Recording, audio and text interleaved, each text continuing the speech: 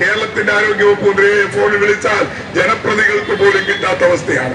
അഥവാ എന്തെങ്കിലും കണ്ടാൽ ഒരു നിവേദനം കൊടുത്താൽ അതൊക്കെ പരമപുച്ഛത്തോടു കൂടിയാണ് ആ നിവേദനങ്ങളെ കാണുന്നത്. അങ്ങനെ ഒരു ആരോഗ്യവകുപ്പ് മന്ത്രി അവരുടെ അപേക്ഷകൾ പോലും അതിന് മറുപടി പോലും കൊടുക്കാത്ത, എന്തിനാ ഫോൺ വിളിച്ചാൽ ഫോൺ പോലും എടുക്കാത്ത ഒരു ആരോഗ്യമന്ത്രിയാണ് ഇത് കേരളത്തിലുള്ളത്. എനിക്ക് അനുഭവമാണ്. എത്ര പ്രാവശ്യം പല കാര്യങ്ങൾക്കും വിളിച്ചാൽ ആരോഗ്യവകുപ്പ് മന്ത്രി ഫോൺ എടുക്കത്തില്ല, ഫോണിൽ കിട്ടത്തില്ല. പ്രധാനമന്ത്രി വിളിച്ചാൽ ഫോണിൽ കിട്ടും, രാഷ്ട്രപതിയെ വിളിച്ചാൽ ഫോണിൽ കിട്ടും, അതുപോലെ തന്നെ മറ്റ് ആരും വിളിച്ചാൽ കിട്ടും. പക്ഷേ കേരളത്തിന്റെ ആരോഗ്യവകുപ്പ് മന്ത്രിയെ ഫോണിൽ വിളിച്ചാൽ ജനപ്രതികൾക്ക് പോലും കിട്ടാത്ത അവസ്ഥയാണ്.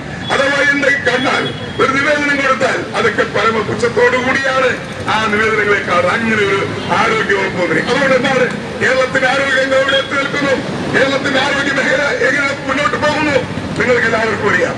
കഴിഞ്ഞ ഇപ്പോഴത്തെ ആരോഗ്യമന്ത്രി അധികാരമേറ്റെടുത്തതിന് ശേഷം 4 വർഷം പിന്നിടുകയാണ്. ഈ 4 വർഷക്കാലത്തിനിടയിൽ നമ്മുടെ മെഡിക്കൽ കോളേജുകളിൽ നമ്മുടെ സർക്കാർ ആശുപത്രി ഉണ്ടായിട്ടുള്ള എത്ര സംഭവ വികാസങ്ങളാണ് ഇതിനു മുമ്പ് ഉണ്ടായിട്ടുണ്ടോ? കോഴിക്കോട് മെഡിക്കൽ കോളേജിൽ, ആലപ്പുഴ മെഡിക്കൽ കോളേജിൽ, അതുപോലെ തന്നെ ഈ കേരളത്തിലെ പല സർക്കാർ മെഡിക്കൽ കോളേജ് അടക്കം ഉണ്ടായിക്കൊണ്ടിരിക്കുന്ന പല സംഭവങ്ങൾ ഞാൻ വിശ്വാസം കടന്നു പോകുന്നില്ല. എത്ര രോഗികളാണ് ചികിത്സ കിട്ടാതെ മരിച്ചിട്ടുള്ളത്? എത്ര രോഗികളാണ് ഓപ്പറേഷനിൽ കെടുകാര്യസ്ഥ ഉണ്ടായി അവർക്ക് മരിക്കേണ്ടി വന്നിട്ടുള്ളത്? എത്രയോ രോഗികളിലാണ് മാറിപ്പോയത്? ഇതൊക്കെയാണ് ഇന്ന് കേരളത്തിന്റെ ആരോഗ്യ രംഗത്ത് നടന്നുകൊണ്ടിരിക്കുന്നത്. ഒരു ആരോഗ്യമന്ത്രി, ആരോഗ്യരംഗങ്ങളുടെ മികച്ച ആരോഗ്യവകുപ്പ് മന്ത്രിമാരുണ്ടായിരുന്ന ഒരു സംസ്ഥാനമാണ് കേരളം. പക്ഷെ ഇന്നത്തെ ആരോഗ്യവകുപ്പ് മന്ത്രി ഈ ആശാ വർക്കർമാരോട് പോലും ധിക്കാരപരമായി പെരുമാറി എങ്കിൽ തീർച്ചയായും ഈ ആരോഗ്യവകുപ്പ് മന്ത്രിക്ക് ആ സ്ഥാനത്ത് തുടരാൻ അർഹതയില്ല എന്ന് പറയുവാൻ ഞാൻ അവസരം വിനിയോഗിക്കുകയാണ്. അതുകൊണ്ട് എനിക്ക് ഗവൺമെന്റിനോട് അഭ്യർത്ഥിക്കുവാനുള്ളത്, എനിക്ക് മുഖ്യമന്ത്രിയോട് അഭ്യർത്ഥിക്കുവാനുള്ളത്, ഈ കേരളം ഭരിക്കുന്ന ഗവൺമെന്റിനോട് അഭ്യർത്ഥിക്കുവാനുള്ളത്, ഈ സമരം തീർക്കണം, ഈ പ്രശ്നം അവസാനിപ്പിക്കണം. ആശാ വർക്കർമാരെ എത്രയും പേര് അവരുടെ ഫീൽഡിലേക്ക് അയക്കണം. അവർ ചെയ്യുന്ന ജോലി ഉടൻ ഏറ്റെടുത്ത് ചെയ്യുവാൻ അവരെ ഇവിടെ പറഞ്ഞയക്കണം.